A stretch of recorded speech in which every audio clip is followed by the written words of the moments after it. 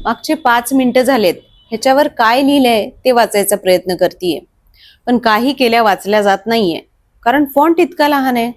मग मी शेवटी काय केलं, एक फोटो काढला आणि त्याला झूम करून त्याच्यावर काय लिहिलं हे वाचलं. आपल्या भारतामध्ये सिडेस्को नावाची ऑर्गनायझेशन आहे, जी औषधांवर काय लिहायचं हे ठरवते.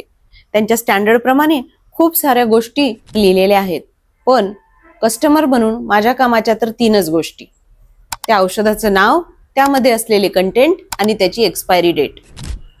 तर मी तर बाबा सिडेस्कोला मेलच करणार आहे की ह्या 3 महत्वाच्या गोष्टी तिथे ठेवा आणि बाकीची जास्तीची माहिती ही एका स्कॅन कोड मध्ये टाकून साईडला इथे द्या, जेणेकरून आपण आवश्यक ती माहिती वाचू शकू आणि ज्याला कुणाला जास्तीची माहिती हवी असेल ती व्यक्ती स्कॅन कोडला स्कॅन करून ती माहिती वाचू शकेल.